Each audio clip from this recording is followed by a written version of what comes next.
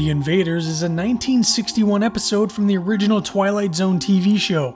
Originally airing January 27, 1961, it was directed by Douglas Hayes and written by Richard Matheson.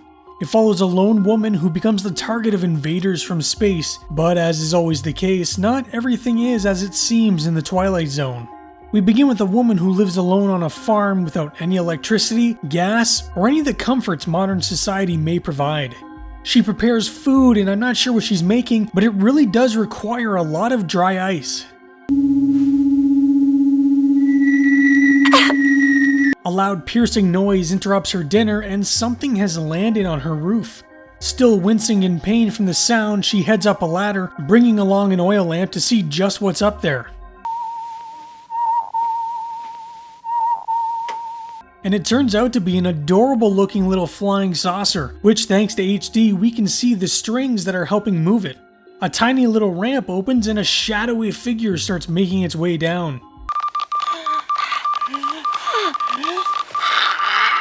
This might be the cutest little spaceman that I have ever seen.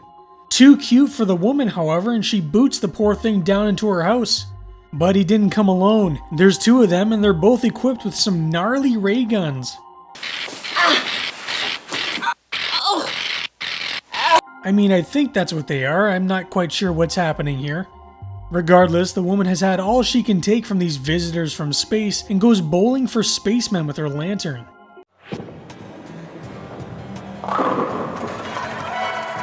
Nice throw!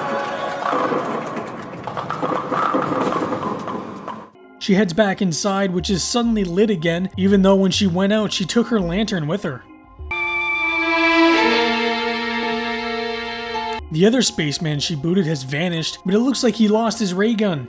The woman gives it a good smell in case it's edible, but she somehow manages to shoot it, which scares her in the process.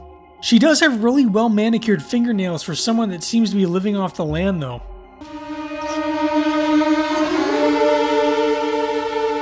She's got some nasty little burns from those ray guns as well, but nothing a little cold water can't solve. A noise from another room frightens her, so she grabs her trusty wooden spoon. And having been on the end of a much smaller wooden spoon growing up, these little guys are in for a world of hurt. The woman lazily just swings the spoon around looking for them, but she's barely even trying at this point.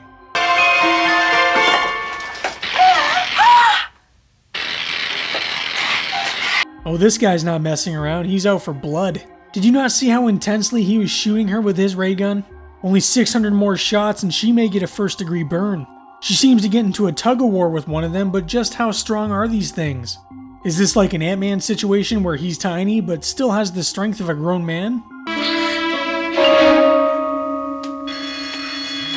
Oh, she really has to worry now as they've taken one of her knives.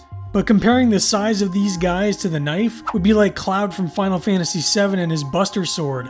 She's not out of the woods yet though, as one of them just waddles up to the windowsill. He tries shooting his way back in, but his little pea shooter is no match for old dry wood. You know, I don't think any of this would be happening if she just hadn't kicked the first one. Looks like these little guys took a page out of Gage's playbook from Pet Sematary. I'm sorry, but throwing puppets at someone in a show or movie will never not be funny to me. The woman checks on her wound and now she's really angry. So she grabs her trusty hatchet, you know, because she just wants to ask him a question. How do these little guys get around so quick? They're spacemen, so maybe they have jetpacks or something? Regardless, they are pretty speedy. It's pretty lucky this woman has small lanterns and candles lit all over her shack, although I'm not so sure I would want open flames in that place. She finds one of the spacemen in her bed and wraps it up in a sheet when another one appears in the window and starts zapping her.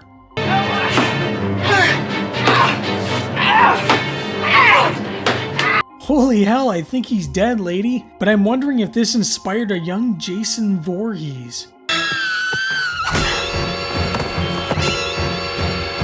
I kind of feel bad for the little guy, but she takes it one step further when she throws his body in a box and throws it on the fire. The other one tries to get revenge on the woman by giving her some more of those zaps, but so far they haven't been too effective. Then the episode turns into a Tom and Jerry gag while she waits with her hatchet for him to come through his little mouse hole. The woman hears noises coming from the roof, and it looks like the little guy is trying to escape. But she isn't about to let that happen. Gresham and I, we're finished. Finished. Stay away.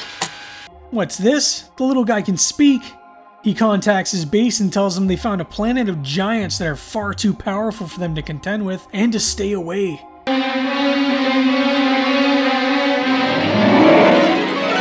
Oh my god, the spacemen were humans! I definitely never saw that one coming.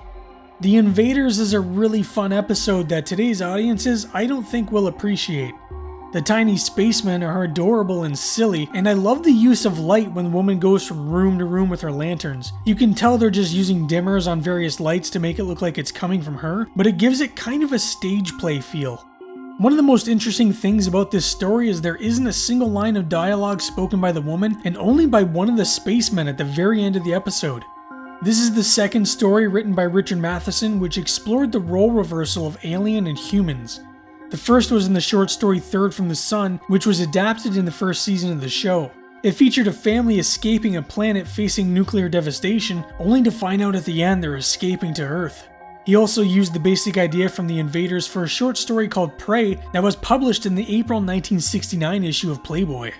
Prey told the story of a young woman who purchases a Zuni fetish doll only for the doll to come to life and attempt to kill her after a magical charm is removed from its neck. The original pitch for the Invaders was closer to Prey and called Devil Doll, but Rod Serling felt it was too grim and instead they changed it to Invaders on Another Planet. Prey was later used in the made-for-TV horror anthology Trilogy of Terror starring Karen Black and was renamed to Amelia. The fetish doll itself can also be found in the PC video game Diablo 2 as little monsters you fight known as fetishes. The story was eventually adapted for the Twilight Zone radio dramas featuring Kathy Garver, but was changed from a mute woman to an elderly couple because you couldn't really have a radio broadcast with nothing but grunts and screams.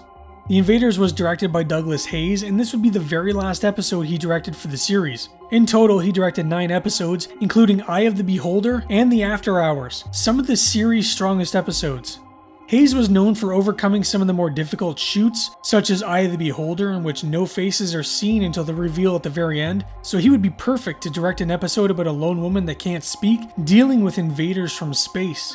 In the Twilight Zone companion book, Hayes said they needed to keep things looking as simple as possible in order to make the audience believe they were seeing a story set on Earth.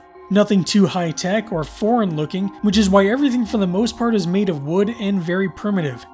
The spacemen were puppets that were manipulated by crew members wearing long black shirts. They would place their hand inside the back of the puppet and move their legs with their fingers.